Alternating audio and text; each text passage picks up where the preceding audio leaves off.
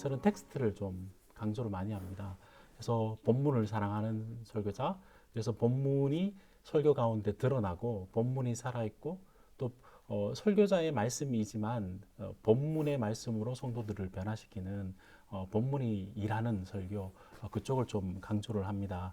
또 신학교에 있다 보니까 전도사님들께 본문을 통해서 하나님의 마음과 사람들의 삶의 이야기를 끄집어내어서 하나님의 말씀, 하나님의 뜻을 성도들이 살아내도록 하는, 그래서 본문을 통해서 하나님의 마음을 알고 경험하고 살아내도록 하는 설교. 설교를 다 들었을 때 아, 이 하나님의 말씀이구나 라고 응답하고 반응할 수 있도록 하는 설교, 그게 참 좋은 설교이다, 저는 그렇게 생각을 합니다. 그래서 간혹 보시면 오해를 하시는 분들이 계셔요. 이제 텍스트를 강조하다 보니까 본문 자체만 이야기하시는 것 같은데, 사실은 본문을 강조하게 되면 그 본문을 쓰신 성경 저자, 또 궁극적인 저자인 하나님을 강조할 수밖에 없고, 하나님께서 본문을 주신 이유는 청중들의 변화를, 하나님의 백성들을 사랑해서 주신 것이기 때문에 또 청중들을 고려할 수밖에 없거든요. 그래서 본문을 강조하게 되면 저자와 그리고 청중들 그 사이에서 하나님의 살아있는 말씀으로 본문을 보게 되는 그런 것을 좀 강조하고 있습니다. 뭐 제가 강조하는 부분은 뭘까? 우리 김대혁 교수님 제가 평소에 그 내용이나 이런 것들을 잘 알고 참 존경하는 분이기 때문에 분명히 이제 첫 글자가 본문 나올 줄 알았어요. 김대혁 교수님의 호는 본문 김대혁입니다.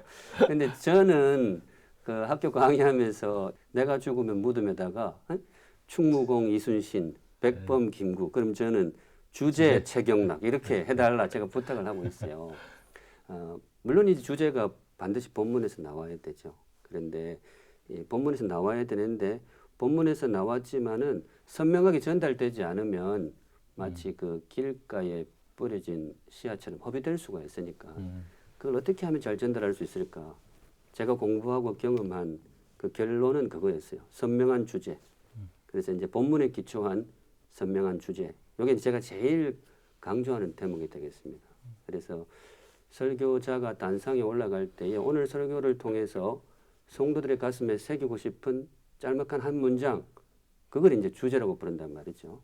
그걸 확실히 가슴에 새기고 올라가서 성도들의 가슴에 확실히 새기고 내려오는 것이 중요하다고 생각해요. 그래서 가르칠 때도 그 부분을 많이 강조를 했었고, 저 역시 설교 준비하고 설교 선포할 때 그 부분을 중심을 두려고 애를 씁니다. 그래서 제가 제일 강조하는 부분은 역시 주제다, 이렇게 말씀드릴 수 있을 것 같아요.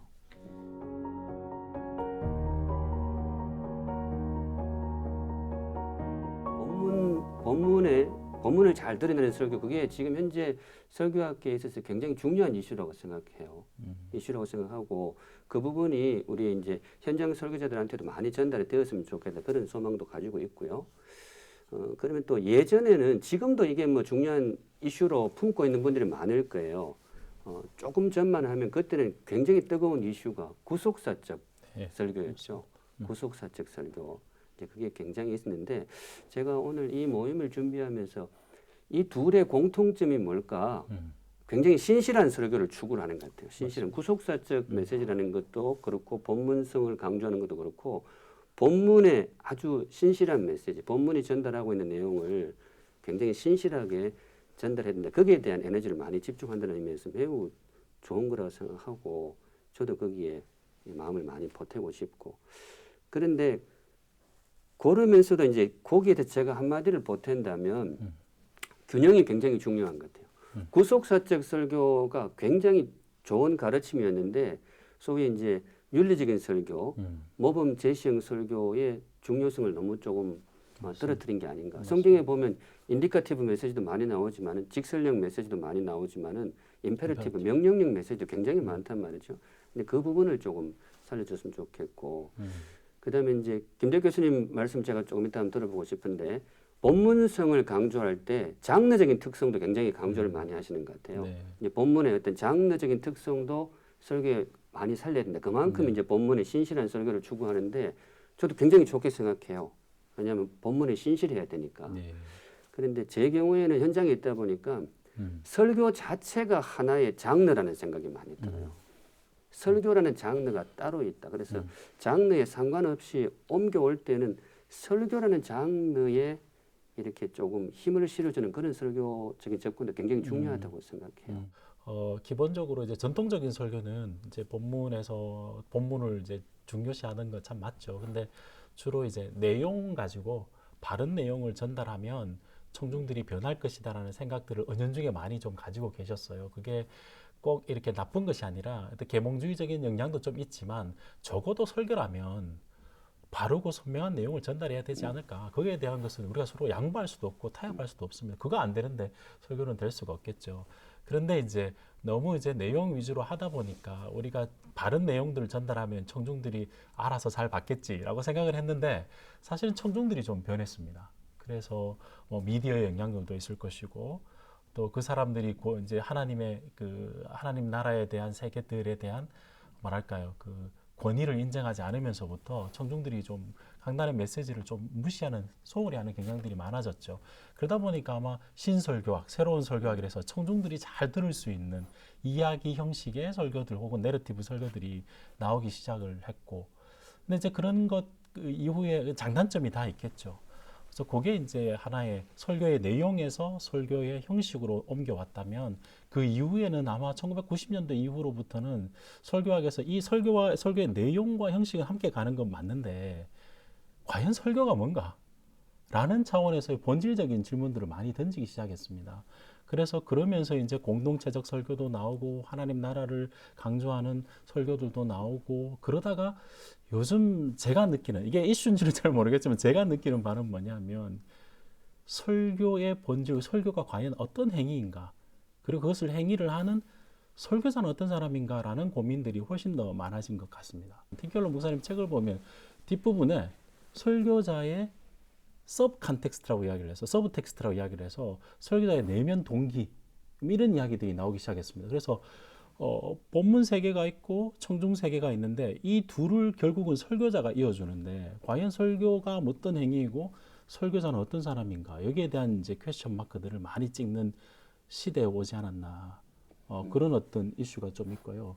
그러다 보니까 아무래도 진정성 있는 설교, 내가 설교가 무엇이다라고 본인이 정의를 내리면서 나는 그 설교를 그렇게 합니다라고 이야기할 수 있는 설교자. 그걸 이제 청중들이 좀 신뢰감을 가지고 설교를 듣지 않을까. 뭐 그게 하나의 이슈이지 않을까 이런 생각을 해봅니다. 박사과정 공부하면서 막 고민했던 그런 게 막 떠오르는 것 같아요. 그때 당시는 정말로 최고의 이슈가 신설교학이었던 것 같아요.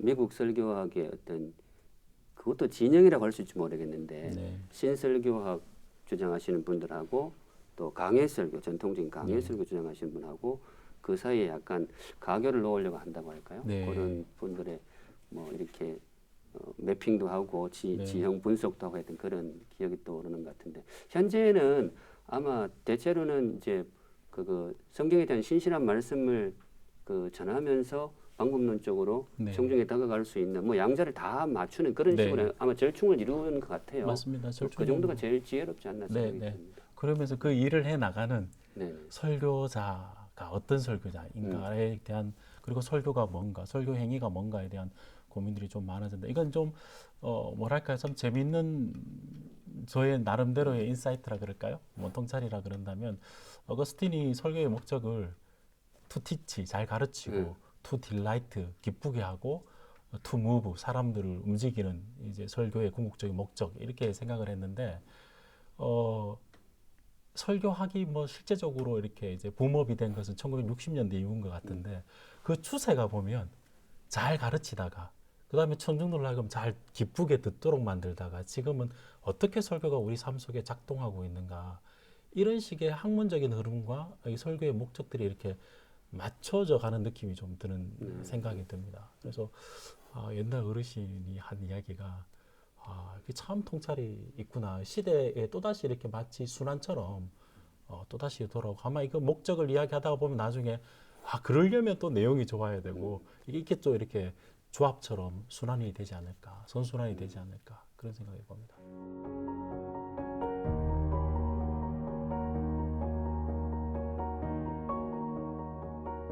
새로운 정체성이 이 시대에 꼭 필요할 것 같지는 않아요.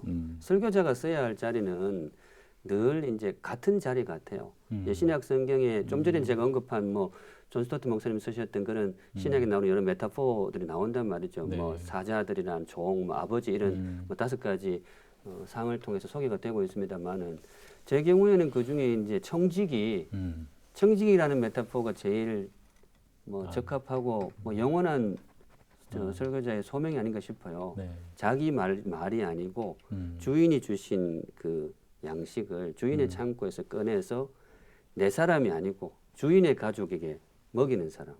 뭐 이게 제일 중요하다고 생각해요. 네. 그런 의미에서 이제 말씀 앞에서의 겸손. 좋습니다. 이게 내 생각을 펼치려고 하지 말고 정말 주께서 남겨주신 기록된 성경 말씀, 그 기도하면서 성령의 도우심을 구하면서 거기서 어떻게 하든지 내 뜻이 아니고 주인의 뜻을 주인의 양식이겠죠. 그걸 발굴해 내려고 하는 뭐 겸손한 뭐 충성 그 부분이 필요하고 그 다음에 전달할 때도 이 성도들이 이 내 성도가 아니고 그 청지기 비유에서는 주인의 가족으로 되어 있단 말이죠. 그 나는 종으로서 맡은 바 소명을 하는데 주인의 가족에게 주인의 양식을 전달하기 때문에 창고 앞에서도 겸손해야 되지만은 네. 성도들 앞에서도 정말 겸손하게 존경하는 마음으로 말씀의 양식을 먹이는 것, 뭐 잘 안 될 때가 많지만은 여하튼 매주일 제가 이제 고민하는 바거든요. 네. 좀 그렇게 해야 되겠다. 네. 조금 표지로 삼은 것이기도. 그래서 저로서는 이 변치 않는 정체성, 청지기 정체성이 뭐 잘 실천되면 좋겠다 그런 생각이 들어요. 네. 네. 이제 청중의 입장에서 생각을 해보면 오늘날 이 시대 청중들이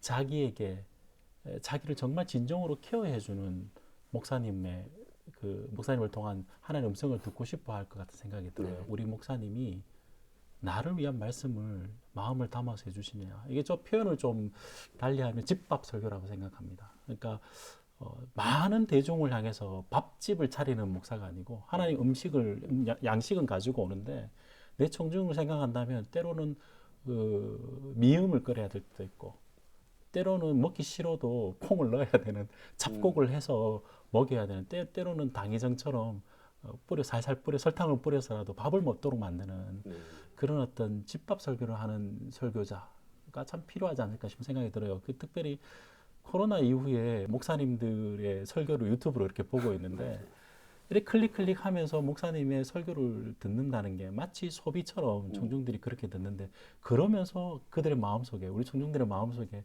조금 공허함이 오지 않을까 그런 생각을 좀 해보거든요. 그래서 정말 내가 사랑하는 청중들을 사랑하는 마음으로 밥을 먹이듯이 청지기처럼 진실하게 하나님 양식을 곳간에서 가지고 오고 대신에 밥을 할 때는 우리 집 아이들이 먹듯이 아버지의 마음으로 또 이렇게 하는 게 이 시대의 설교자 상이면 좋겠다. 개인적으로 그렇게 생각해 봤습니다. 샘물교회 청빙을 받고 오는데 정말 목회를 잘하고 싶었어요. 인간적으로도 그렇고 주신 또 부르심이니까. 그래서 제가 정말 존경하는 목사님을 한번 찾아갔어요. 저는 뭐 설교에 대한 그런 조언을 하시지 않을까 생각하면서 찾아갔는데 그분이 하신 말씀이 그거였어요. 최 목사님, 교인들은 설교 잘하고 교회 부흥시키는 목사보다 자기들한테 잘해주는 목사를 좋아합니다. 이러시더라고요. 자기들한테 잘해주는 목사를 좋아합니다. 물론 조금 의도적으로 약간 거친 말을 쓰신 것 같아요. 성도들을 정말로 진심으로 대하고 사랑하는 목회자를 좋아합니다. 그러시더라고요. 굉장히 인상 깊게 남았어요. 그분은 강단에 설 때에 성도들을 사랑하러 올라가신다 그러더라고요. 설교 메시지를 전하는 것이 아니고 성도 여러분 사랑합니다. 이거를 이제 다른 언어로 제가 굉장히 인상적이어서 사실은 샘물에 와서 그 부분을 조금 많이 돌아보고 성찰하고 실천을 애를 쓰고 있어요. 우리 성도들을 사랑해야 되겠다. 참 멋있는 설교하는 것보다 사랑해야 되겠다. 그래서 사실은 여기 와가지고 제가 평생에 못 듣던 소리를 한번 들어봤어요. 몇몇 교인들이 저보고 따뜻하대요. 그 어떤 칭찬보다 참 고마웠고 그게 정말 그렇게 느끼시면 좋겠고 제가 그런 사람이 되고 싶어요. 탁월한 설교자보다도 성도들을 사랑하는 설교자가 되면 좋겠다. 네. 집합 설교를 이야기하는 것은 음. 사실 저를 돌아보면서 부족한 부분들을 굉장히 많이 느꼈기 때문에 그러니까 학교에 있다 보니까 그 소위 말해서 하나님께서 붙여주신 잘 이렇게 양육해야 될 성도들이 없잖아요. 그러다 보니까 설교를 가게 되더라도 전형적인 설교만 하게 되는 거지. 그럴 수 그 있죠. 마음을 다해서 이렇게 설교했던 그 기억들이 네. 물론 이제 설교를 하다 보면 그런 마음이 참 이렇게 주실 때도 있지만 그럼에도 불구하고 그게 식어져 간다라는 느낌이 들기 때문에 설교는 이렇게 해서는 안 되는데라는 나를 치는 비판에서 나오는 그런 멘트에서 그래서 목회 현장 목회자분들이 그걸 매일매일 하시는 그것이 정말 하나님 앞에 기쁨이 되는 사역이잖아요. 하나님의 일이지 않을까 그런 생각.